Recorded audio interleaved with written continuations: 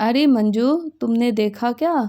सुबह सुबह गीता, उसकी बेटी रिया और पति रमेश तीनों ही कहीं जा रहे थे। उसके घर में ताला भी बंद है।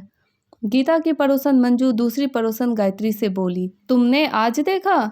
इससे पहले भी 2 बार जा चुकी है। कहाँ जाती हैं क्या पता। 2-3 दिन के लिए जाती हैं, फिर वापस आ जाती हैं। इतने में तीसरी पड़ोसन सुमित्रा भी आ पहुंची। बोली, अरे शादी वादी का चक्कर है, लगता है कहीं लड़की दिखाने और लड़का देखने जाते होंगे। मेरे पति बोल रहे थे उन्हें कहीं से पता चला कि रमेश जी गांव वाला पुश्तैनी मकान भी बेच रहे हैं। बेटी 12वीं पास कर गई है, शादी तो करनी ही पड़ेगी ना। रमेश जी की उस छोटी सी दुकान की कमाई से बेटी की शादी तो होने वाली है नहीं, इसलिए मकान बेचकर बेटी की शादी की सोच रहे होंगे। मंजू ने कहा, गीता हम लोगों से ज़्यादा बात भी तो नहीं करती जो कुछ पता चले। बात करने की फुर्सत ही कहाँ मिलती है उसे। घर का सारा काम खुद ही करती है। इतनी बड़ी बेटी है, कुछ काम धंधा सिखाए। अब ससुराल जाएगी तो क्या सास से काम करवाएगी? गायत्री ने बोला। इस बात पर सुमित्रा ने कहा, मेरे यहाँ आई थी एक दिन किसी काम से, बैठने बोली तो कहने लगी, नहीं नहीं चलती हूँ, बेटी के आने का समय हो गया है कॉलेज से, खाना निकाल कर देना पड़ेगा। अब बताओ भला बेटी को कौन इतना सर चढ़ा कर रखता है।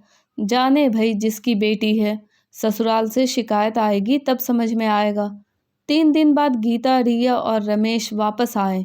एक दिन सब्जी वाले ने आवाज़ दी तो गीता सब्जी लेने बाहर गई।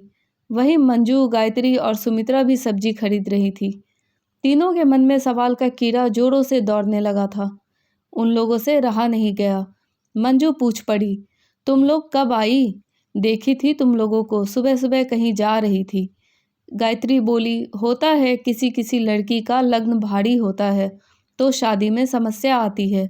मैं भी देखी थी तुम लोगों को, इससे पहले भी 2-3 बार रिया को लेकर जाते हुए। हम लोग सब एक ही जगह रहते हैं तो पता तो चल ही जाता है ना। सुना है तुम लोग गांव वाला पुश्तैनी मकान भी बेच रहे हो। तुम तो हम लोगों से ज़्यादा बात ही नहीं करती।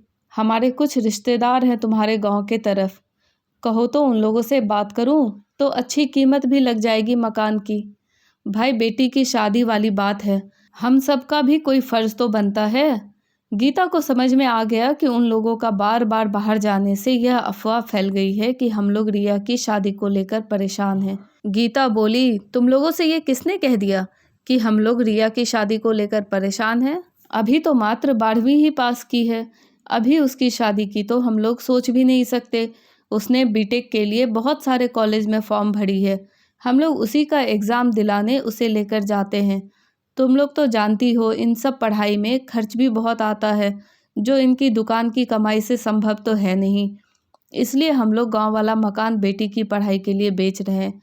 वो मकान तो जर्जर हो चुका है, वहाँ जाकर हम लोगों को रहना तो है नहीं। बेटी की पढ़ाई में वे काम आ जाए तो इससे अच्छा और क्या होगा। तीनों ने एक साथ अवाक होते हुए बोली, बेटी की पढ़ाई के लिए मकान बेच रही हो?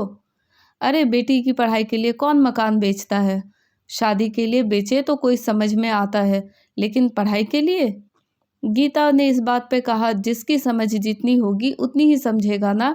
जब शादी के लिए संपत्ति बेची जा सकती है तो पढ़ाई के लिए क्यों नहीं। बेटी की शादी में खर्च करने से अच्छा है उसी पैसों को पहले बेटी को आत्मनिर्भर बनाने में लगाया जाए। हम लोग पहले अपनी बेटी को पढ़ा लिखा कर आत्मनिर्भर बनाएंगे, उसके बाद ही उसकी शादी के बारे में सोचेंगे।